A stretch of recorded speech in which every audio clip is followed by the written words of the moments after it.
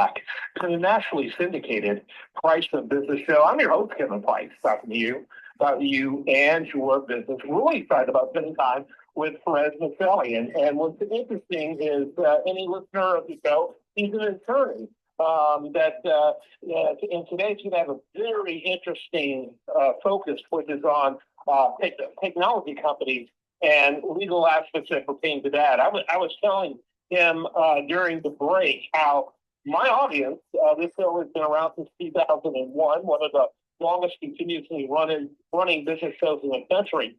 My audience has this real huge interest in business law that I find fascinating. And of course, we like to accommodate that, and we're always grateful to have great guests on like we have today with Feras. Welcome to the program. Take a minute to tell us about yourself and your firm. Excellent. Thank you so much for having me, Kevin. So again, my name is Feras Mousilli. I'm the founding partner of Lloyd and Mousilli, a technology law and intellectual property boutique. We specialize in helping companies commercialize their intellectual property assets and expand internationally. I'm also a Fulbright professor of law. I've taught across 4 continents, from Ukraine through Turkey, through Colombia, and in the US. So it's a real pleasure to be speaking with you. We've worked with companies literally across the world, from startups to the Fortune 100 companies. All right. And again, it's Feras Mousilli. Make sure real quick, let's get your website in to make sure we have that covered. Because sometimes when we get going, we're playing beat the clock, and I want to make sure we get it in for sure. So give your website. Absolutely. So the website is www.lloydmousilli.com. Lloyd, L-L-O-Y-D, Mousilli, M-O-U-S-I-L-L-I.com. Yeah, very good. Let's set the stage in our topic today. Kind of give us the overview about what's unique about the law as it relates specifically to technology companies. Absolutely. And it's not just technology companies. And I think this is something that people often think, that only technology companies have IP, because people tend to think of patents first whenever they're thinking about intellectual property. But every company ends up developing a brand, right? Which is a trademark under intellectual property law. They think of a logo, think of that Nike swoosh, and then they often end up having taglines like "Just Do It," things that people end up associating with your brand.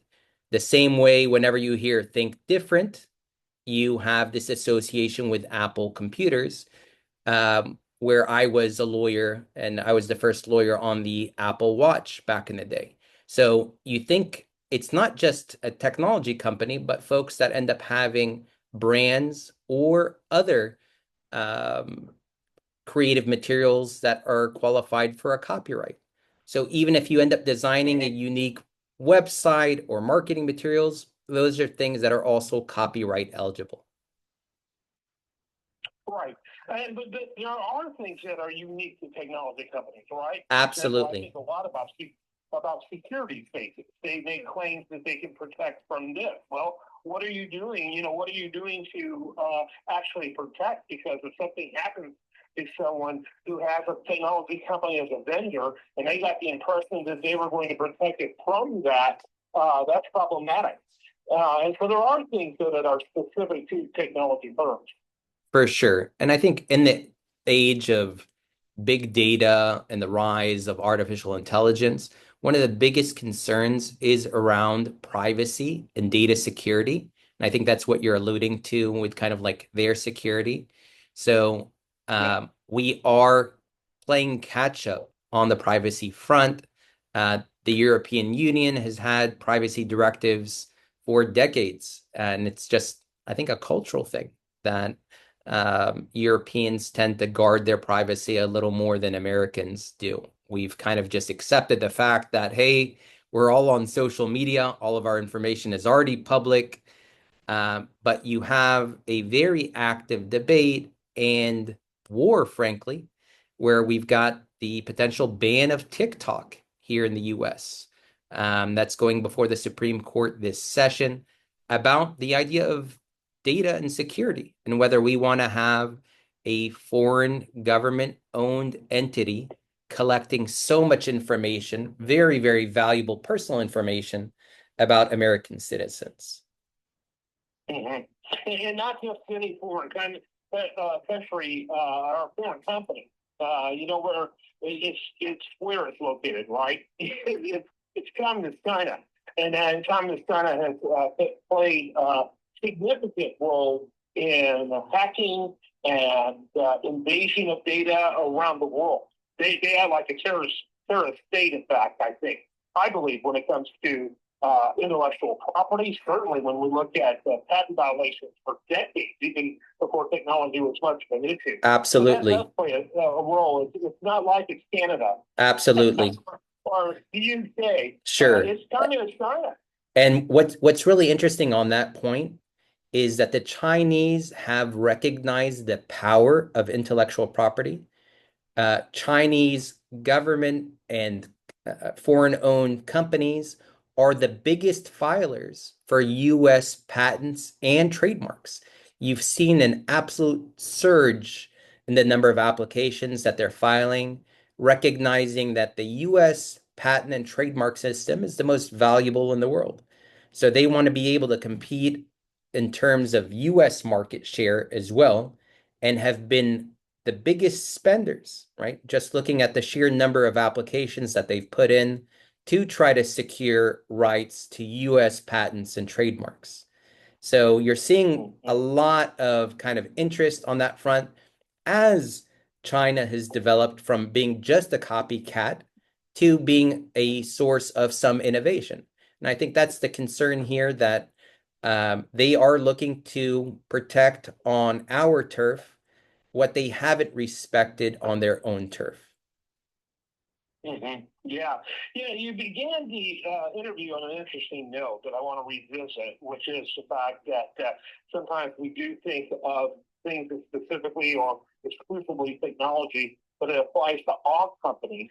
I'd like you to elaborate a little bit more on that point. That there's a technology. I don't know any company other than selling probably now these days fence goods on the streets of New York.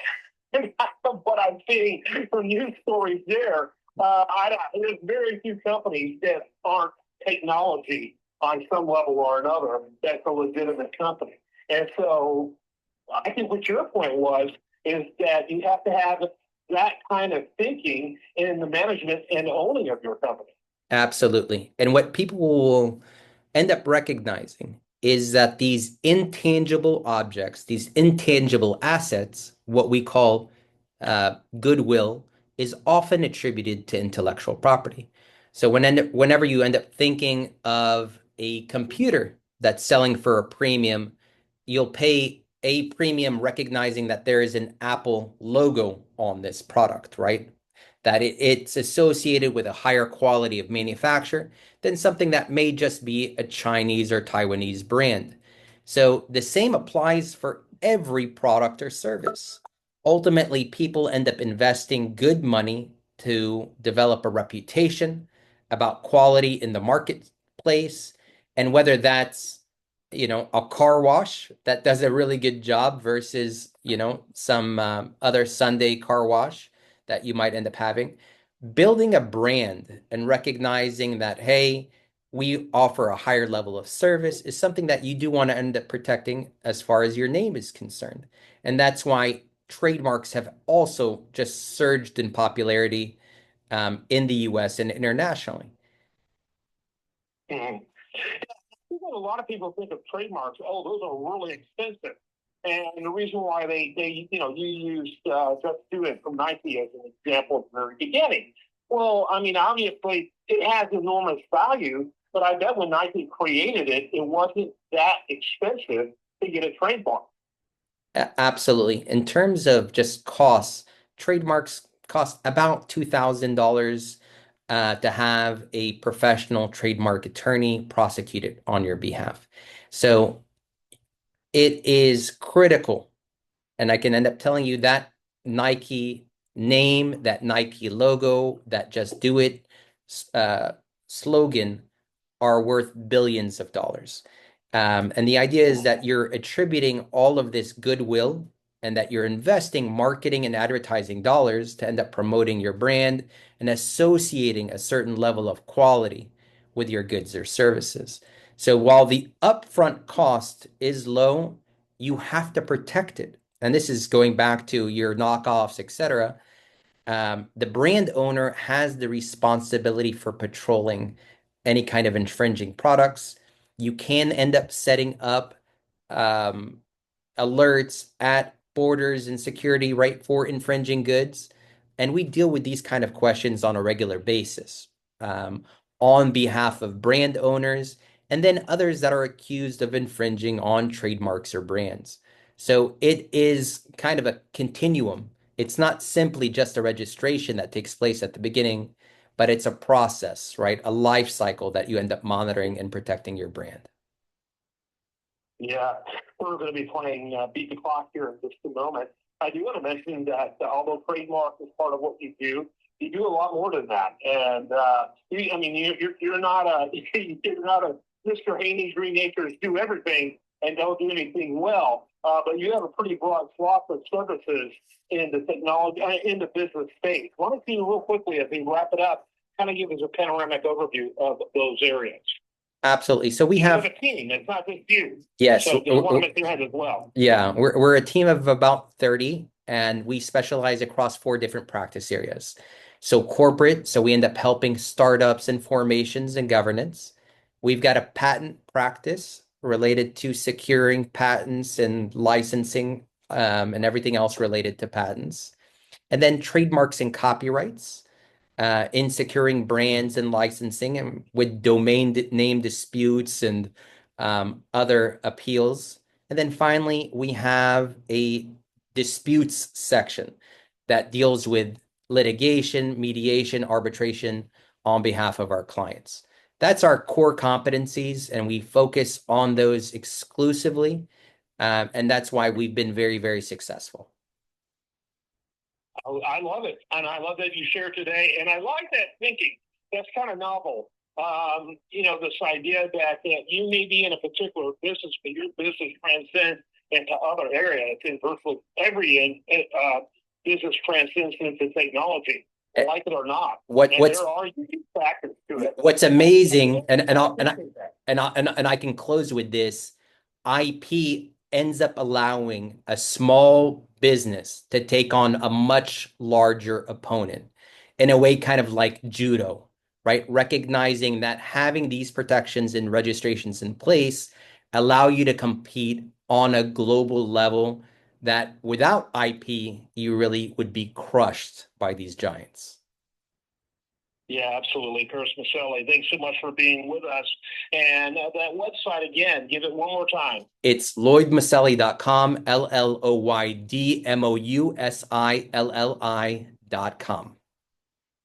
And we'll, of course, have a link over at priceofbusiness.com for it. And I am Kevin Price, and you are listening to the nationally syndicated Price of Business show. Stay tuned for more after this. Conference recording stopped. Well, that was good. Thank you so much. I enjoyed it.